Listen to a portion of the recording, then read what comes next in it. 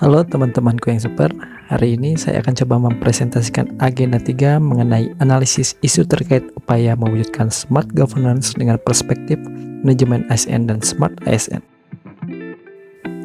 Sebelumnya, perkenalkan, saya Ilham Dwi Febrian. Jabatan saya adalah ahli pertama perekam medis, unit kerja di RSUD Ulin Banjarmasin, instansi pemerintah Provinsi Kalimantan Selatan. Saya adalah angkatan 39, kelompok 1 dengan NDH 06.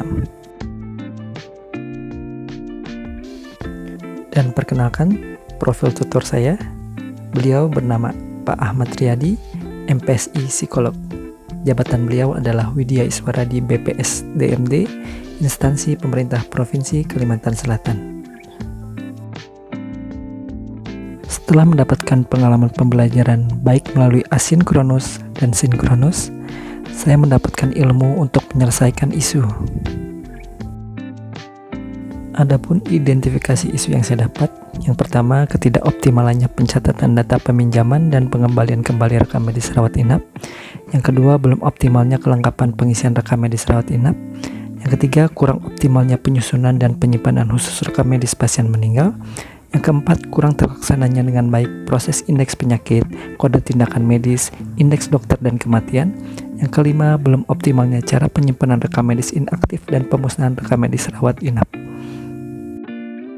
Untuk analisis isu pertama, fakta yang didapat yaitu data peminjaman dan pengembalian kembali rekam medis rawat inap tidak terintegrasi dengan SIM-RS.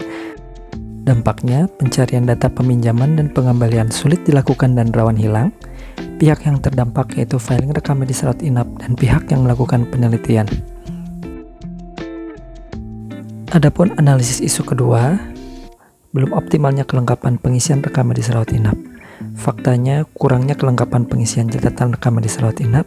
Dampaknya, nilai standar pelayanan minimal kelengkapan pengisian catatan rekam medis menjadi kurang. Pihak yang terdampak yaitu komite mutu dan akreditasi rumah sakit serta pasien. Analisis isu ketiga yaitu kurang optimalnya penyusunan dan penyimpanan khusus rekam medis pasien meninggal. Faktanya, rekam medis pasien meninggal tidak tersimpan dan tersusun sesuai ketentuan. Dampaknya, pencarian kembali rekam medis menjadi lebih lama. Pihak yang terdampak pengolahan data rekam medis, filing rawat inap, dan pihak yang melakukan penelitian. Lalu pada analisis isu keempat, kurang terlaksananya dengan baik proses indeks penyakit, kode tindakan medis, indeks dokter dan kematian. Faktanya tidak tersedia fitur pencarian indeks penyakit, kode tindakan medis, indeks dokter dan kematian di SIM-RS. Dampaknya pengolahan data menjadi lebih lama, pihak yang terdampak pengolahan data rekam medis dan penanggung jawab data rumah sakit. Lalu pada analisis isu kelima, belum optimalnya cara penyimpanan rekam medis inaktif dan pemusnahan rekam medis rawat inap. Faktanya, penuhnya ruang penyimpanan rekam medis rawat inap inaktif. Dampaknya, pencarian kembali menjadi lebih lama. Pihak yang terdampak pengolahan data rekam medis, filing rawat inap, dan pihak yang melakukan penelitian. Adapun teknik penapisan isu yang saya gunakan yaitu dengan metode USG. Didapat skor yang tertinggi adalah kurang optimalnya penyusunan dan penyimpanan khusus rekam medis pasien meninggal. Untuk mendapatkan akar masalahnya, saya menggunakan metode Fishbone. Berikut adalah Fishbone yang telah saya buat.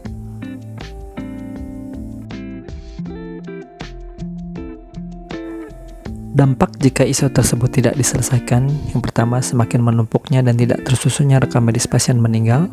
Yang kedua, rekam medis pasien meninggal semakin susah dicari. Yang ketiga, menyulitkan pegawai di bagian pengolahan data apabila memerlukan data rekam medis kembali. Adapun gagasan kreatif saya untuk memecahkan isu tersebut, yang pertama menyusun kembali dan menjajarkannya dengan sistem penjajaran angka langsung. Yang kedua, memberi label nomor di setiap ikatan tumpukan yang tidak bisa masuk ke rak. Yang ketiga, membuat aplikasi sederhana berupa sistem informasi peminjaman rekam medis pasien meninggal. Sekian dan terima kasih. Semoga apa yang saya paparkan bermanfaat bagi teman-teman ya.